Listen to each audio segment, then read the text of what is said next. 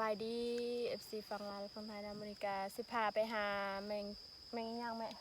แมงจูจี้แมงจูจีอีเมลเนาะอเมริกามาซอยเวียกเพิ่นคือเก่าบ่ได้ไปไสแต่เฮาบ่ได้ขุดดอกให้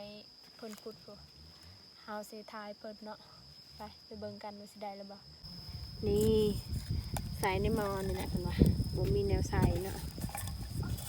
นี่ปาดไม้เพิ่นสิเฮ็ดเที่ยงอยู่เวลาประมาณ 11 โมงเป็นขุดก็เสียมมุงไง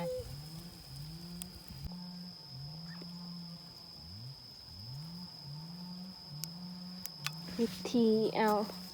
นี่แถวนี้เขาเจ้าสิมักกินแมงจุจีเผื่อจุดถ่ายเก่าใช่ไม่ได้เนื้อมา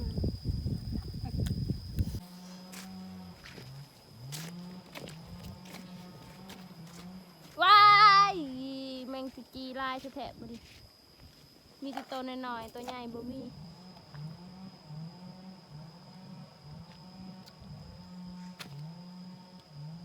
กี่ลายสี่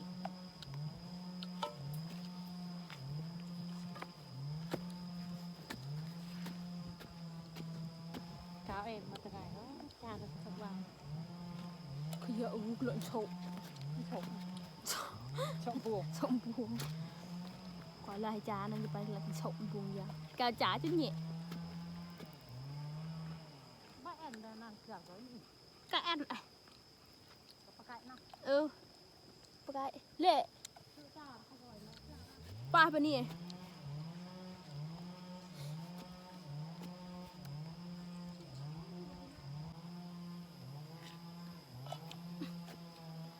บ่ได้ออกไปซ้ายมื้อนี้ก็มาซอยเวียกเพิ่นคือเก่าสำหรับ FC ได้ที่รับชมก็อย่าพาเบื่ออย่าพานายเด้อกดติดตามเพื่อเป็นกำลังใจนะจ๊ะบ่ได้ไปไสมื้อนี้เมื่อวานนี่บ่ได้ไปมื้อนี้ออกมาซอยเวียกเพิ่นนั่นแหละเฮ็ดได้เพิ่นบ่มีแบบบ่ทันมีลูกไผ่ว่าซั่นซาลูกสาวก็เอาผัวเบิดแล้วเนาะลูกสาวก็2 คนเพิ่นอยู่ผู้เดียวเฮ็ดเวียกผู้เดียวอีต้นแต่เฮ็ดได้เฮาก็สร้างครอบครัวแล้วก็เวลาว่างจึงไปซอยเพิ่นบ่ได้ซอยคู่มือดอกเนาะ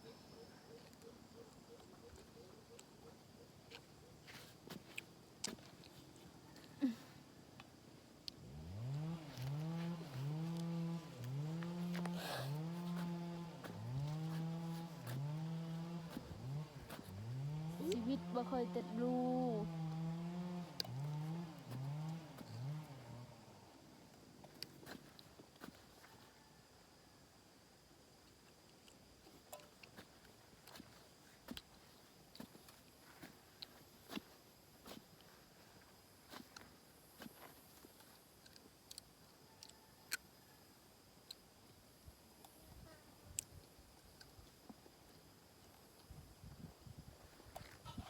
ไปหาบางไม้เนาะเพราะว่า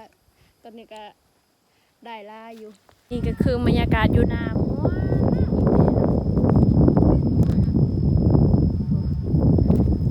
เย็นดีได้ฝนตกแล้วก็ได้นี่จะเป็นขี้ควายนี่แหละค่ะขุดเนาะขุดเอาเจอกิ๊ก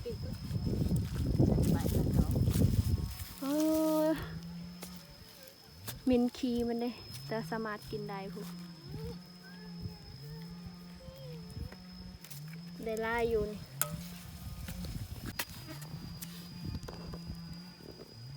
กระแตะแบบไหนคุยกี่เจิมครับให้กระแตะหาแนวงานละอ้อมไปมันใจมาก็มันเรื่องซ้ำดูแบบจีโจก็จะเป็นเสียนั่นมันเสียเด้อหาขุดแมงจุกจีคือเก่ามือนี้เนาะ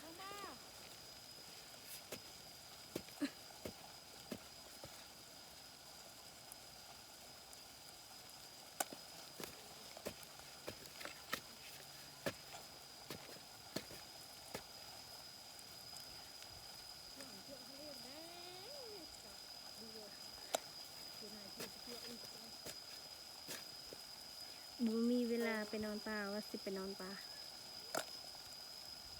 ล่าให้ชาไปไหนลูก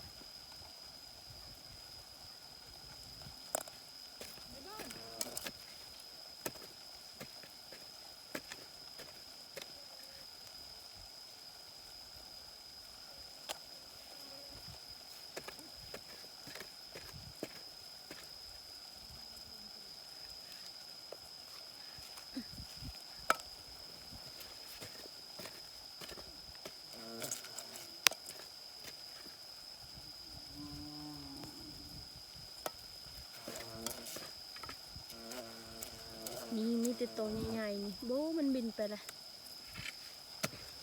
สามารถกินได้เพราะว่าผู้ใดที่แบบคือเฮาหันมักกินแห้งอันนี้แต่ว่าฝนตกแล้วมันจะมีแต่ตัวน้อยเนาะตัวใหญ่มันไม่ค่อยมีเลย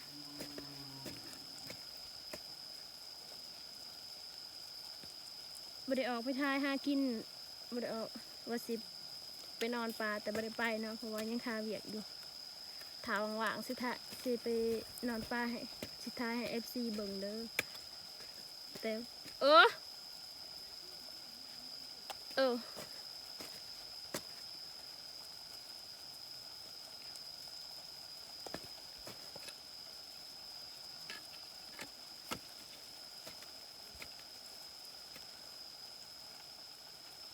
ข้าวแล้วกินลู่ยูลู่แต่ห้าวนั้นกินแต่แมงขี้ควายนี่นี่ข้างในนี่มันมีขี้ควายนะแต่ว่ากินแล้วบริไซออกขี้มันเนาะสามารถกินได้มันก็คือเพียแหละ มินแน่มันคือเพียแหละขี้มันเนี่ยเนาะสามารถกินได้เด้อนี่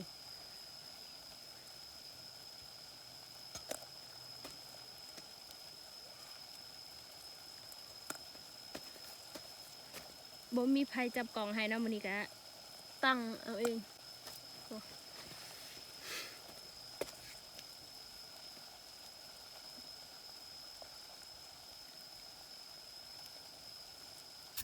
นี่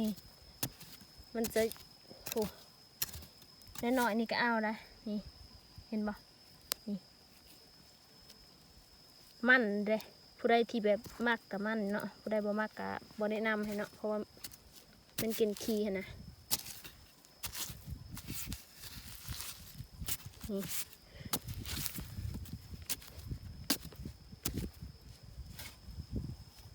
เห็นบ่นี่สามารถเอาได้นี่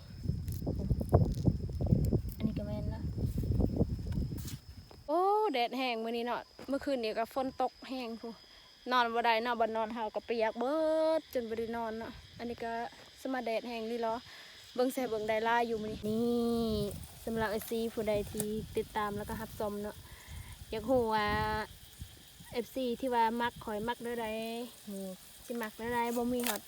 อาหารลูกให้กินเนาะมีแต่ขี้ควายขี้งัวนี่แหละโอ้สิมักเด้อใดสิรอดอยู่บ่นี่นี่ก็คือขี้เนาะสิขุดเบิ่งนี่คือสิเชาะออกนี่มักอยู่บ่แบบนี้ตากแดดตากฝนคู่มือนี่บ่ได้กินลูกอยู่สบายดอกนี่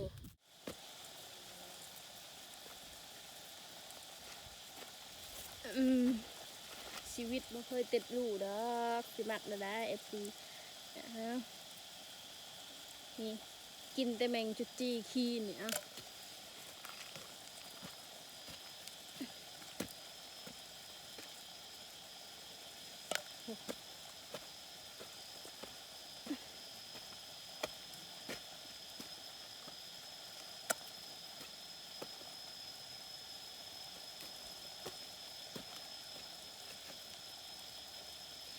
นี่เห็นบ่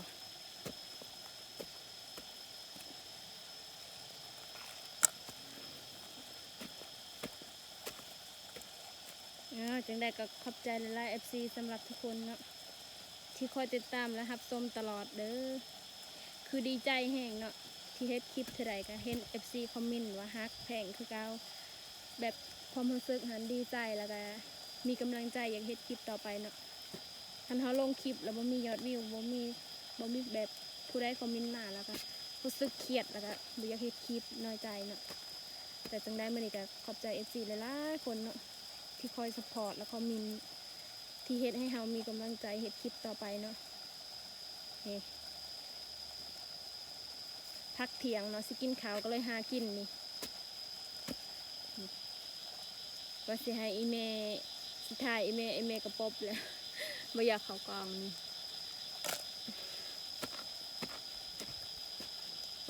ตอนนี้บ่มีไฟจับกล้องให้แหละมือกล้องก็นี่แหละน้องทรายเองเนาะ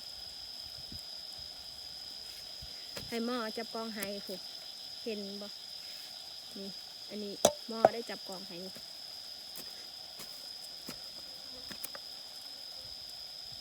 ยากแน่เนาะบ่มีค่าตั้งกล้อง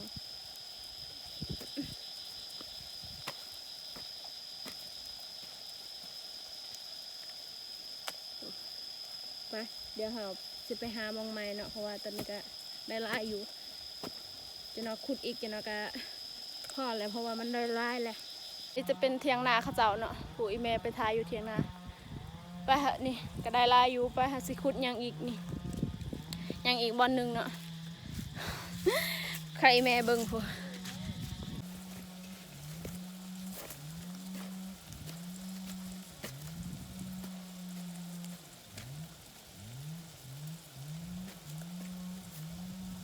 อีเมเพิ่นเบิ่งเลยเนาะว่าเพิ่นเฮ็ดอีหยังคือถ่ายอยู่เพิ่นอาจจะบ่ฮู้นะว่าเพราะว่าสมัยตะกี้เขาเจ้าบ่มีโทรศัพท์ดอกคือรุ่นอีเมเนาะยังอึดข้าวอึดน้ำอยู่พื้นก็ยังหาบเอาบ่ได้เอารถแกเนาะตอนสมัยพวกเพิ่นถูกแห้งพอใหญ่มากยังถูกบ่มีไผเฮ็ดเวียกใส่เล่าการทุกข์นี้ถ้าผู้ใดบ่เคยพบบ่เคยเจอนี่อาจสิบ่คิดว่าเรื่องธรรมดาเนาะแต่สำหรับเฮานี่พอมาหลายอย่างเลยคันว่าเรื่องทุกข์ยากก็ท้อแห้งตอนนี้เหือนก็ยังบ่ทันได้อยากได้เหือนก็ยังบ่ได้เนาะแต่เฮาสิบ่เว้าดอกคันเว้ามาละเลือใจคันเว้าเรื่องทุกข์ก็ได้ผู้ใดบ่เคยพ้อก็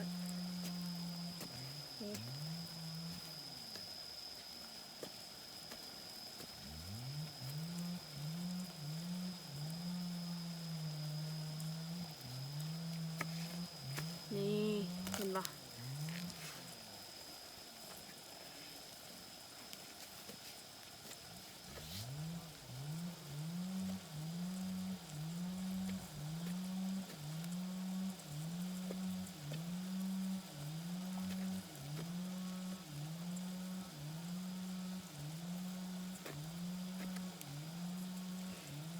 เฮามักนุ่งสินก็คือแบบชนเผ่าบรูเฮาสิมักนุ่งสินคันว่าเอาพัวอะไรก็ได้นุ่งทรงนี่เขาเจ้าสินินทาเอาแล้วก็บ่ได้นะคันว่าเอาพัวแล้วนุ่งทรงหันมันคือบ่ได้เลยเนาะแต่ว่าเฮาดื้อแฮงเห็นบ่เฮาใส่ทรงค่ะเขาเจ้านินทาละเฮาหลายแต่ว่าเฮาบ่สนดอกมักไผมักมันเนาะไผสินินทาก็นินทาไปบ่ได้ชอดอกบ่ได้กินข้าวเขาเนาะกินข้าวเฮ็ดเองพวกที่มักนินทาชาวบ้านหันบริเจริญเนาะ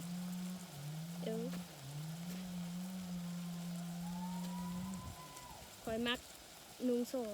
ก็เรื่องของคอยแห้งสินุ่งสลิปและ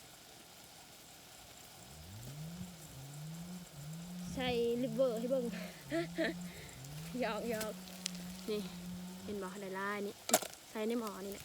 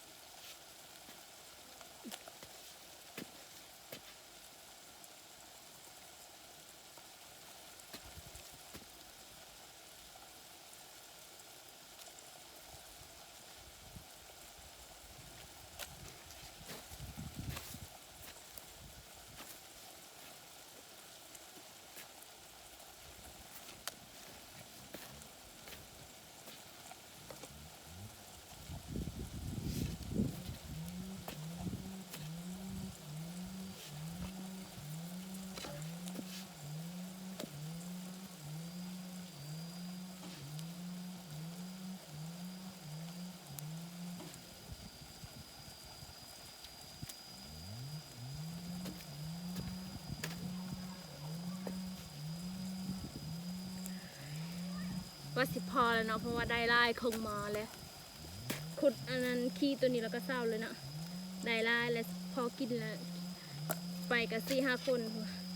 แล้วนี่แหละอยู่บ้านนอกของนาเนาะว่าคันสิกินขาวก็ต้องออกหากินเพราะว่าคันสิซื้อกับบริมีเงินนะจนนี่มีแต่แมงกินขยำจิรอ5 ขุดจิรออันนี้จิรอประทันใหญ่เนาะถ้าจิรอใหญ่จะน้อยสิขุดให้ FC เบิ่งดอกสำหรับ FC ใดที่ฮักแพงคอยก็อย่าลืมกดไลค์กดแชร์เด้อนี่เฮาอาจจะบอกบ่เป็นแน่เนาะเพราะว่ามือใหม่เนาะ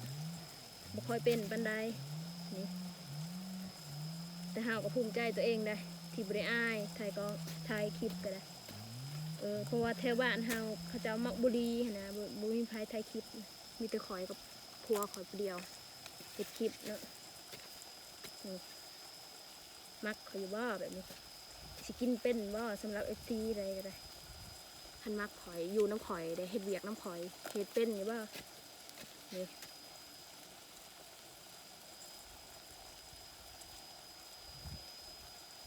เบิ่งเอานี่กินขี้ขวยเป็นบ่นี่แมงขี้ขวยนี่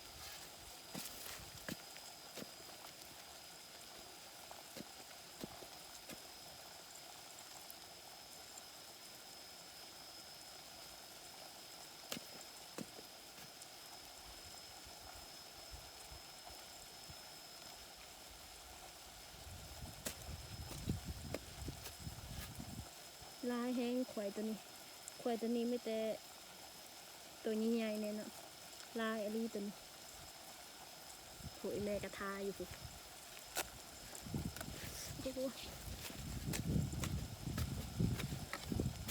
โอ้เสียมก็ได้จากนั้นก็รูดเห็นฮอต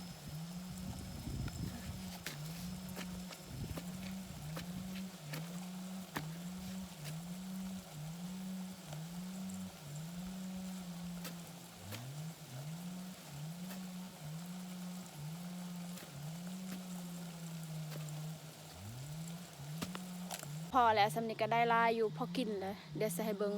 นี่ผู้แม่ทาอยู่คนน่ะนี่ได้ลายแล้วจะกินนี่จ้ะเยอะอยู่สำหรับเฮาคืออาหารโปรดแล้วนี่นะบ่ได้มีซอยจุซอยแจะให้กินดอกบ่เคยกินอาหารลูกอยู่สบายดอกนี่เพราะว่าเฮาต้องไปเฮ็ดเวียกต่อเนาะหลังจากเที่ยงอยากได้ก็อย่าลืมกดไลค์กดแชร์กดติดตามเพื่อเป็นกำลังใจให้เซาพวกเฮาเด้อสำหรับ SC ได้ที่ฮักเฮาได้ไล่มานี่ไม่ได้ออกไปหากินแต่ว่าไปซอยเวียกไอ้แม่คนเราก็ได้อยู่ผู้เดียวผัวกระเทาแล้วเอาผัวเทาแม่นบ่แม่ไปตอนนี้เฮาก็สิไปล้างสิครัวกินนี่เนาะไปล้างอันนี้จะเป็นครกข้าวเจ้าตามข้าวเนาะสมัยตะกี้บ่ได้มีดอก64มีแต่ครกนี่แหละข้าวเจ้าตำเนาะมือกล่องกันน้อยๆนี่สุกได้เลยเพิ่นว่าสุกเด้อเพิ่นให้เฮาสุกเด้อสุกรถเจ้าฮะวิธีกรองน้ำก็ได้ง่ายอยู่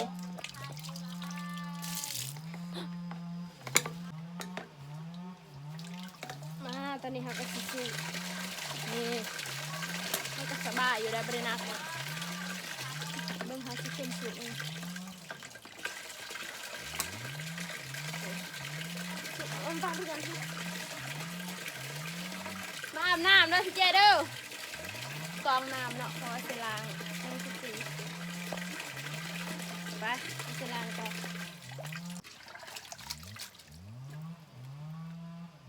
มาขุดอยู่บอนเทียงเขากะได้ยินเสียงกบอยู่เทียงหน้าเขาก็รับเอาน้ำเขานี่แหละได้ยินบ่เสียงจากข้าเจ้าปานไม้เนาะ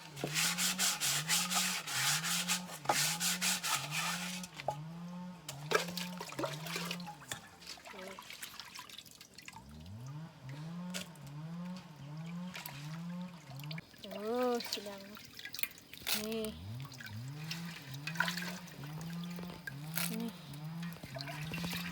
เราต้องล้าง2-3 น้ำพอว่าเห็นกบอีกแล้วเนาะนี่ใช่ ให้เบิ่งเนี่ยให้ FC เบิ่งเนี่ยปอตัวใหญ่อีกแล้วสิจ้านี่ได้2ตัวเลยผู้ดีใจบ่บัดนี้ผู้ได้อีกแล้วเนาะไปเมื่อแล้วบัดนี้เพราะว่าได้เครื่องกินแล้วสิเมื่อหาเฮ็ดเวียกก่อนปะอันนี้ก็คือดอกกระเจียวที่เฮาเห็นน่ะโอ้เขาเจ้าปลูกเนาะแต่ว่าบ่ได้รักเอาดอกหับมักทุเรียนปอคือสูงแต่อันนั้น เอาก่อนอันนั้น ของมักทุเรียนเอ้าเอาเด้อโอ้เอาเลยนั่นน่ะจะตาย ไปไหนไปไหน อันนี้คือใหม่ยัง ปอ หมักใหม่เนาะ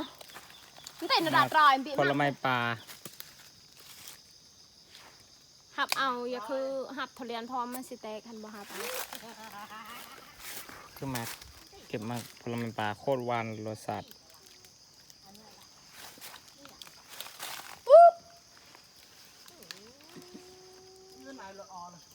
ตีๆบ่กล้าเฮาเว้ยบ่สามารถทำได้บ่สามารถติดต่อได้ไปก่อนไปก่อนเผ็ดโอ้ อืมพี่น้องอันนี้ก็คือหมักยังวะ ผลไม้ปลา สามารถกินได้เนาะ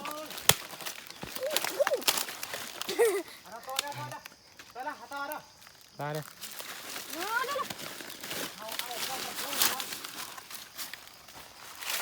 อืม โอ้ไอ้ล่ามึงดูกูบ่เนื้อก่อนเผ็ด เอาเลยพี่ เดี๋ยวกระปังก็ไปเลยเผ็ดก็ไปก่อนสิก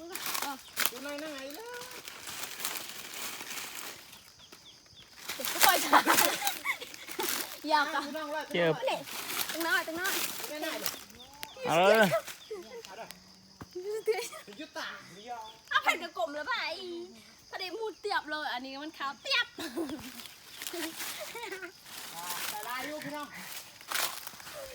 พุ่นลิงใหญ่ขึ้นไปเก็บ นายไหนมันกลมแล้วก็ เอาเลย โอ้ เอาเลยป๊อบอ๋อ แซ่บกินหอมหวานสามารถกินได้ หวานเลย เรื่องคือ หน่อยใหญ่ แบบสั้น พอ